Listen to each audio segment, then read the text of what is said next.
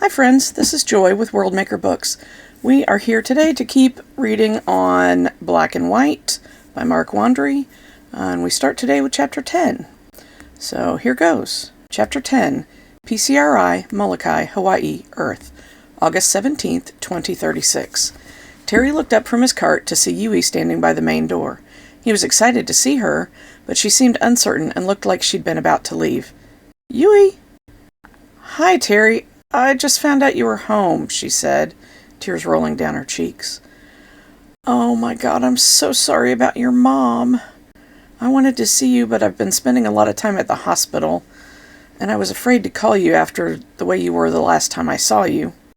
Is she better? Yui walked over to him and glanced at the cart full of fish. Since it was Sunday, the institute was essentially empty. The doctors say her brain activity is increasing, he shrugged. After 2 weeks, he wasn't feeling the same sense of loss he'd felt when he'd first arrived at the hospital. He was still worried about his mother, of course. It just felt different, and he hated himself a bit because of it. He'd been back there every day for an hour in the morning and another hour at night. The staff encouraged family to come and talk to her, saying it helped people in a coma to hear familiar voices. Yesterday, he'd skipped the evening visit. They talked about nothing as Terry pushed the cart into the orca tank and got the feeding pole ready. An orca surfaced next to the edge of the pool. He immediately knew it was a female by the small, straight dorsal fin. Then he saw the tiny, almost non-existent eye patch and knew it was Maka. Hi, Terry, Maka said. Hi, Maka. Hungry? Fish? Yes, sorry. She made a snorting burp sound from her blowhole. Fine. Terry fixed a fish to his pole and held it out for her. The orca took it in a less than enthusiastic manner. Why doesn't she like the fish? Yui asked. I thought all orcas ate fish. She's a transient, he explained, one of the wandering pod. They're hunters and specialize in eating seals and other whales. Oh, wow, Yui said. Yeah, the first orcas anyone saw were probably transients, and that's the reason they were called killer whales. Maka tossed her head and opened her mouth above the surface, so Terry gave her another. Why don't you give them meat? Yui asked. Lions and tigers get meat. I don't know, Terry admitted. Want meat, yes. Another orca swam over and pushed Maka out of the way. Terry knew it was Uila, the dominant female of the wandering pod. Sorry, Uila, Terry said. Fish? Give, Uila said. Terry was a little taken aback by her attitude. He'd noticed, since coming home, that the orcas weren't as deferential as they'd been before he went to New Orleans. Uila's attitude toward him was surprising. The female orca's attitude verged on rude. Nobody had asked him to do the chores. His father was too busy running the institute by himself. He'd decided to do it because he was bored. Thinking about his mother all the time had kept him from realizing how differently the orcas were acting. School was scheduled to start on Monday, and he was looking forward to it. The distraction from his mother's condition was welcome. Let me, Yui said, and Terry let her take the pole and give Uila a fish.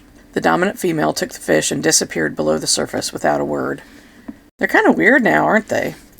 Yeah, Terry said. Something's changed.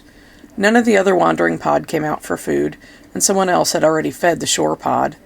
They stopped in the prep area and got more fish in the cart, then into the bottlenose habitat. He was greeted by the customary, Terry, Terry, cheer from the dolphins. Several leaped from the water in graceful single or even double somersaults. Despite his mother, Terry smiled. Hi, Sunrise Pod, Terry yelled. They responded with more dolphin-quality applause, several riding their tails out of the water and across the habitat. Dr. Hernandez was sitting on a bench tapping away on a computer. He tossed a wave toward Terry and went back to what he was doing. Terry! He looked toward the voice and saw Ihu. Despite it being months ago, he immediately remembered her asking about Yui and felt his blood run cold. Hi, Ihu, he said and swallowed. That Yui? You remember me? Yui asked, obviously delighted. Oh, sure she does, Terry thought. Here we go. I remember, Ihu said. She rolled on her side and looked at Terry, then at Yui, then back to Terry. Oh, crap. Like Terry? Ihu asked. Me? Yeah, I like Terry a lot. Terry like you. Oh, that's good to know. Yui glanced at Terry, who was looking decidedly green. Terry like lot. Hi, Terry. Dr. Hernandez had walked over while he was distracted. Ihu, please leave us alone. Ihu threw her head twice, gave a chirp of assent, and left. Thanks, Terry said. Really, thanks. Hernandez grinned and gave him a little wink. What was that all about? Yui asked. The bottlenoses get out in left field from time to time, Dr. Hernandez explained. They don't entirely understand human relationships. Yui looked at Terry and blushed. Hernandez had a hint of a grin on his face as he went back to his tablet. Hey, is that a slate? Terry asked. It was a chance to change the subject, and he was genuinely curious. Yeah, sure is, Hernandez said. Terry and Yui crowded in closer and looked. The alien-manufactured computer was about the size of an average human tablet, but that was where the resemblance ended. They were less than 5 millimeters thick, while looking like they were made of a sheet of plastic, yet still as tough as bulletproof glass. Each possessed the computing power of a modest supercomputer, operated on a power supply nobody quite understood, and could be infinitely networked. They were so expensive, currently only mercenaries, government, and rich people possessed them. Can I see? Terry asked. The doctor smiled and handed it over. The two young people spent a minute examining the machine. Even though it looked transparent, the material could be opaque selectively, depending on what angle you chose to use it. It has a built-in Tri-V, too, the doctor explained. No way! Yui exclaimed. Hernandez reached over and tapped the screen, causing a three-dimensional image of a bottlenose dolphin to appear. It swam back and forth a dozen centimeters above the slate, rendered so realistically Terry thought he could touch it. Three-dimensional images had been around for decades, sort of. The best Earth science had managed was projected into mist, or was done by fooling the eye with slightly offset images in each eye through goggles. The alien Tri-V tech was perfect in every way Terry could see. Those a lot more expensive than the regular ones? Terry asked. I don't think so, Hernandez said. Hey, Terry said, where did you get one of these? They're like a couple hundred credits, right? The doctor shrugged. I think this model was 75 credits each. Your father got a deal on a case of 20. That's $45 million, Terry gasped. Dr. Hernandez shrugged. Dr. Hernandez, where did Dad get the money? You've been gone a long time, Terry. Your father's been doing a lot of, shall we say, publicity work with the cetaceans? What kind of publicity? Dr. Hernandez counted off on his fingers. There's a half dozen advertising campaigns being developed, a TV show, and there's the Shul thing. What's Shul? Yui asked. The orca's god, Terry said. Advertising? TV show? I thought Mom was against all that. I don't know what you mean, Hernandez said. Dr. Clark, Matthew, has been working on this for weeks. The money started rolling in right after the accident. Terrible timing, but I bet Madison would be happy to see how well this is going. The Institute's accounts are in great shape, enough to buy us out of Noah's control. As of 2 days ago, the Institute is privately funded. Terry was too stunned to reply immediately, so Dr. Hernandez went back to what he'd been doing. Finally, Terry remembered something. What did you say about Shul? Some kind of outreach is how your father describes it. I haven't had time to look into it. If you'll excuse me now, I need to get some of these notes transcribed. He didn't wait for Terry to say anything before walking off. Terry, Yui asked, what's wrong? I don't know, he said, confused by what Dr. Hernandez had said. It didn't make any sense. Can you help me feed the sunrise pod? Food, food, food, the bottlenoses were chanting. Terry usually took his time, watching the dolphins race after the live fish. This time, with Yui's help, he rolled the cart over and flipped the dump lever. A small waterfall of fish cascaded into the habitat. The dolphins went nuts, thinking it was a new game, and attacked the panicked fish with zeal. Terry stared into space, not paying any attention. He turned the cart around and quickly rolled it toward the storage area. Terry, are you okay? Fine, he said, remembering she was there. I have to do something. See you at school Monday? He gave her a distracted hug, parked the cart, and headed for the elevator, leaving her staring after him in confusion as he went to his father's office. Dad, Terry pushed the office door open, but found the office empty. He was about to leave when he noticed some of the new things there. A big easel held a meter-tall poster. The image showed an artist's rendering of an underwater town where dolphins were swimming next to scuba-suited people. Atlantis Reborn was written in an exciting font across the top. Another easel held a poster of orcas in an underwater classroom, a Tri-V image of a spaceship displayed before them. Killer School, the poster said. You have got to be kidding me, Terry said. There was a third easel, its poster covered with a black fabric cloth. He walked toward it, hand outstretched. Terry! He spun around to see his dad standing at the door. Two strangers were with him, a man and a woman. Both were laughing at something and wore expensive suits. Dad, Terry said, what the hell is all this? Son, his dad said, and quickly moved to stop Terry from reaching the covered easel. "What are you doing in my office?" "Checking out Killer School," Terry said, filling his words with scorn, "and Atlantis Reborn." "See," the woman said, and laughed. She had a drink in one hand and looked like she'd already had several. "The boy recognizes a good idea." "Atlantis Reborn?" Terry asked, pointing at the other easel. "What does the Sunrise Pod think of the idea?" "Who's that?" the man asked. Terry gawked at his dad in unabashed confusion. "Mom was okay with this?" "Terry," his father said, "we'll talk about this later." "Dad, His father put a hand behind his back and began leading him toward the adjoining office door. "Give me 5 minutes and we'll talk." "But, Dad," his father pushed the door open and none too gently moved Terry through it. 5 minutes, young man." He closed the door behind him. Terry grabbed the handle and found, to his surprise, his dad had locked him in. The office was nothing more than a place to have a small private meeting. A few chairs, no desk, and some small tables which could be moved around. He plopped into one of the chairs and glowered. As the minutes slid by, he got angrier and angrier. How could he do this without Mom? She hated the idea of exploiting cetaceans. She'd worked with her father to create the Institute the way it was. What would you call those ideas he'd seen except theme parks and stupid TV shows? It was almost 20 minutes before the door unlocked and his dad came in. He stopped just inside and put his hands on his hips. "What was that all about?" he demanded. "Dad, Mom would freak out if she saw this." "Who do you think helped design those concepts?" "What?" "I said, who do you think helped design those concepts?" Terry gawked. "Terrence, your mother loves cetaceans like nobody I've ever known. She also recognizes that what we're doing is expensive and difficult. These projects are ways to obtain funding." "It doesn't make sense that she'd support them," Terry complained, now questioning his own understanding. "Some of them were a bit much for her, but more's going on here than you understand." "Then why don't you explain it to me?" His dad looked at him for a moment. Terry thought he looked conflicted. Then he sighed and sat in the nearest chair. Terry, do you know how badly injured your mother is?" "Pretty bad," Terry said timidly. "Yeah, bad. But do you know how expensive her medical care is?" "Isn't there insurance?" "Insurance? Terry, what kind of insurance covers you when you go free diving with 30-ton whales in the Arctic?" Terry shook his head. "The answer is none, so I decided to go forward with some of the plans we hadn't finalized yet." He gestured back to his office. "Those ideas are just preliminary. People are so excited by the orcas and bottlenoses, they're practically throwing money at us. We're going to use it to do the best we can for them." "Including buying the Institute out from the government?" "Yeah, including that," his dad said. "They didn't want to pay for the humpback expedition, and they certainly weren't going to pay for your mom's medical bills. 2 people died in the submersible as well.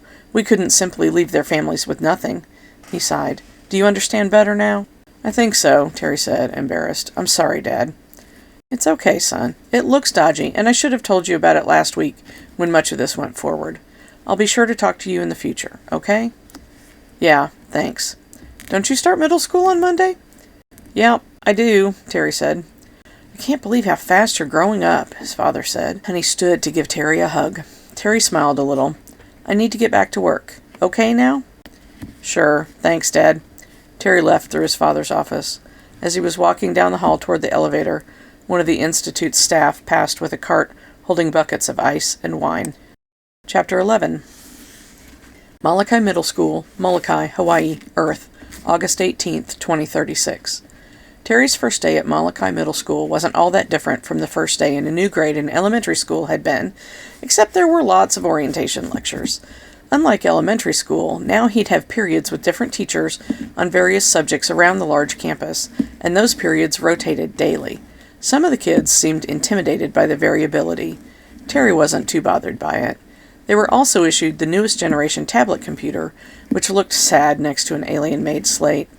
Their schedule was loaded into it. For their first year in middle school, the kids shared the same schedules. He was glad for that, because he got to see all his friends, and of course, Yui. He wasn't happy to be bombarded with questions, though, when they weren't being given lectures or instructions. "Is it true your mom was eaten by a whale? Is she a cyborg now, like Dale Edwards said? Did you really travel to another planet while you were gone?" were a few of the stupidest questions he got just in the 3 hours before lunch period. Yui had helped by answering many of the worst well before school, during a one-day pre-term meeting Terry hadn't attended. "You said there were worse questions?" he asked her, walking between second and third period. "Oh, yeah, lots worse," she said. Terry was a little curious, though not enough to ask. Lunch in the larger middle school was a more scattered affair.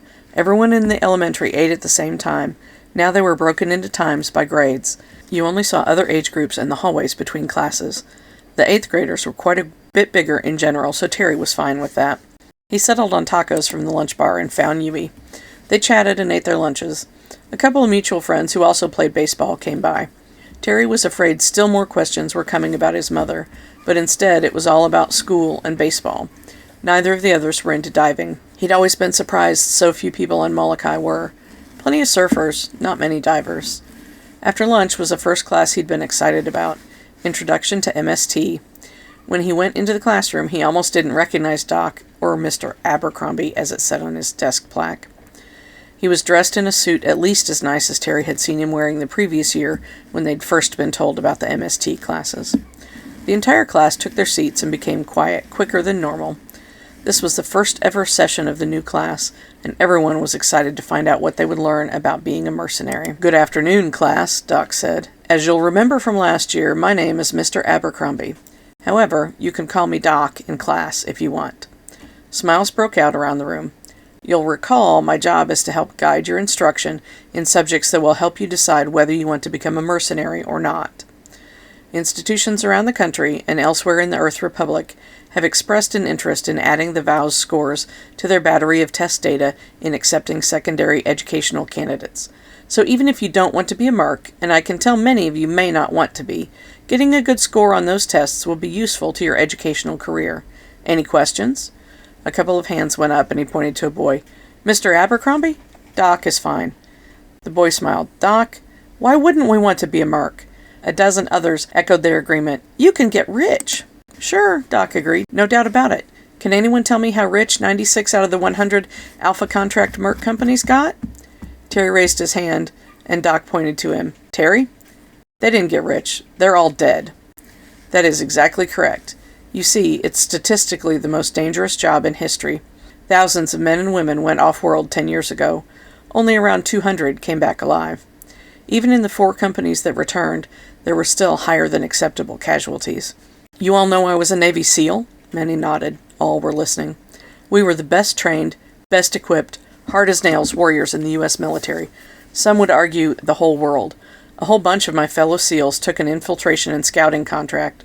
None of them came back alive. None. So you see, it's not a safe job, regardless of the riches involved. So now that I've explained, do some of you still want to be mercenaries someday?" A few heads bobbed up and down, though, Terry noticed, without the enthusiasm he'd seen earlier. "Okay, good. We fully expect some of you to decide later it isn't for you, and still more to decide it is. That's your choice. Now, if you'll open the file I sent out this morning, we'll look at some classes coming up and why they're important." "That wasn't at all what I expected," Yui said after the class. "Me either, actually," Terry admitted. "I thought it would be more stuff about fighting." "Yeah, who needs to know about math to be a merc?" another kid asked on the way by. "Hey, Terry," Doc said, coming over. "What did you think of my first class?" "Interesting stuff, Doc," Terry said. "Hey, Yui, can I talk to Terry for a sec?" "Sure thing," Yui said. "Cool class." "Sorry about your mom," Doc said as soon as they were alone. "I thought about coming by, but it didn't seem like the right thing to do." "Thanks," Terry said. It sounded lame, but it was all he could think of. "Is she recovering?" "The doctors are worried about her brain," Terry explained. "How long was she without oxygen?" 9 minutes. Doc winced. "Ooh, yeah, that's bad." He looked sideways, his brows crinkling up. "You know, I have some friends in the service who are working with some stuff." "What kind of stuff?" "Stuff that might be able to help your mom." "Oh, that would be amazing. Let me make some calls. In the meantime, why don't you and Yui come by next weekend and we can dive on the Dixie Maru again." Chapter 12. Kapukahehu Beach, Molokai, Hawaii, Earth, August 25th, 2036. The afternoon sun was deliciously hot, prompting Terry to remember why he loved Hawaii so much. His tan had only faded a little from his time in New Orleans. It was hot, like Hawaii, but lacked the excellent, cool ocean breezes of his home. Lake Pontchartrain gave no relief to those living on its shores in the summer, despite being just off the Gulf of Mexico. Worse, the city seemed to be a hell pit of humidity capable of melting a battleship. He had a stomach full of fish, rice, and vegetables, and a couple of Cokes had washed it all down. He was almost asleep in the perfect afternoon. He lazily watched a line of clouds moving east a few miles away, wondering if they'd get close enough to give them some cool rain. Rain in the summer had been insane in New Orleans. "I gotta hit the head," Yui said, and rolled off the deck where they'd been lying. He glanced over when she got up and noticed how nice it was to look at her. She didn't quite look like the blonde girl Hoa had been so interested in, but she also wasn't a little girl anymore. Suddenly, he needed to sit up. "Hey, Terry," Doc said, stepping through the hatch after Yui had gone down. "Yeah?" Terry blurted, afraid Doc had noticed his condition. Even worse, Terry's voice cracked. "Oh, for the love of—" "I wanted to wait until Yui went below to ask you something. Did your dad mention anything about the email my friends sent?" "The doctor with that mercenary company? Yeah, he did." Terry was just glad the question wasn't about what he'd been afraid it would be. "What did he say?" "He said the last thing Mom would want is some mercenary nut job chopping her up." "Did he?" Doc sat down next to Terry and scratched the stubble on his chin. One of the things Doc seemed to enjoy the most about weekends, besides diving, of course, was not shaving. "You know, the Merc doctor used to work for Johns Hopkins. You know what that is?" "Yeah," Terry said. "They're really good." Doc nodded. "Then why did Dad say that? Has he been acting weird?" "No," Terry thought for a second. "I mean, all the stuff he's been doing at the Institute has kept him busy. He's doing it to afford medical care for Mom, too." "Oh? What's he doing?" Doc listened as Terry talked about all the things he'd seen in his dad's office, including the confrontation. "Yeah," Doc said, looking down and scratching his chin again. "I saw some of that. Is there something I can do? Maybe I can talk to Dad." "No," Doc said, and made a sweeping motion with his hand. "Let it go. Don't worry about it for now. In fact, don't even mention it to your dad, okay?" "But, Doc—" "No, just drop it." "Okay, sure." Yui came back with a couple of Cokes and stopped when she saw the looks on their faces. "What did I miss?" "Nothing," Doc said. "I'm going to get a beer. You kids enjoy the Cokes. We'll have to head back in another hour." He climbed down to the cabin, leaving them alone. "Did you guys have a fight?" Yui asked cautiously. "No," Terry said, taking the offered drink. He looked to see the man was below decks and told her. "Oh, wow," she said. "I wonder why he got so upset." "Not sure," Terry said, shook his head. "Adults are so frustrating." All right, that is the end of our reading for today. We appreciate you spending some time with us listening to Black and White. If you enjoyed what you saw and heard here today, please click the like button and subscribe to the channel. And if you feel like it, share with some friends. We'll see you again on Wednesday. Bye!